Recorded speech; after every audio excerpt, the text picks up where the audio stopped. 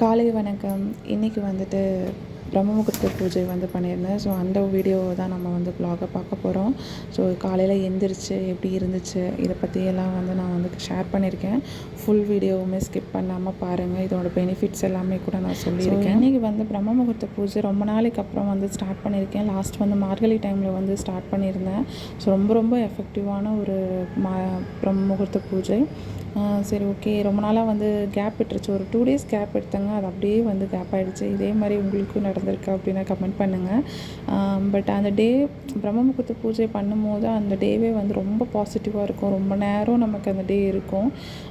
In between ஆஃப்டர்நூனில் தூக்கம் வந்தாலுமே கூட பட் நம்ம அது கண்ட்ரோல் பண்ணிகிட்டு இருந்துட்டோம் அப்படின்னா நைட்டு சீக்கிரமாக தூங்கிட்டு மார்னிங் நம்ம சீக்கிரமாக எழுந்திரிச்சு நம்ம பூஜை பண்ணலாம். ஸோ இன்றைக்கி வந்துட்டு அப்படி தான் வந்து பண்ணேன்.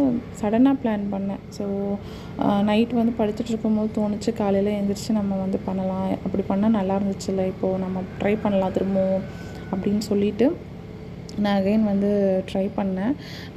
ரொம்பவே பாசிட்டிவாக இருந்துச்சு மார்னிங் எந்திரிச்சு நம்ம பண்ணது. அண்ட் அப்போவே வந்துட்டு நான் ஒரு 4:30 அண்ட் 5 அலாரம் வச்சுருந்தேன். ஸோ அது டெய்லியுமே அடிக்கும். பட் என்றைக்குமே என் காதில் அது விழுந்ததே கிடையாது.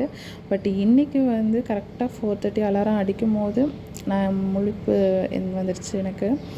அது மாதிரி சரி, ஓகே, நம்ம எந்திரிச்சு பண்ணணும்னு நினச்சோம், எந்திரிச்சிடலாம் அப்படின்னு சொல்லிட்டு நானும் டக்குன்னு எந்திரிச்சிட்டேங்க. ஒரு 5:30 போல் வெளியில் வந்து பார்க்குறேன், விடிஞ்சிருச்சா அப்படின்ற மாதிரி இருந்துச்சு. ஏன்னா ரொம்ப நாள் ஆகிடுச்சு இந்த டைமுக்குலாம் எந்திரிச்சு. ஸோ 5:30க்கே வந்து செம்மையாக விடிஞ்சிருந்தது. எனக்கே கொஞ்சம் ஷாக்கிங்காகவும் இருந்துச்சு.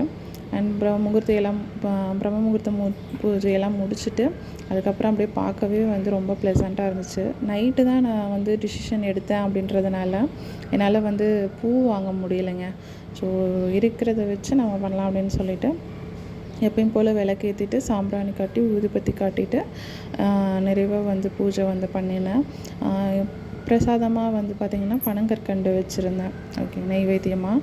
அதுக்கப்புறமா பூஜை முடிச்சுட்டு தான் நான் கதவை திறந்து கோலமே போட்டேன். ஸோ நீங்களும் ட்ரை பண்ணி பாருங்கள், சூப்பராக இருக்கும், பாசிட்டிவாக இருக்கும். தேங்க்யூ.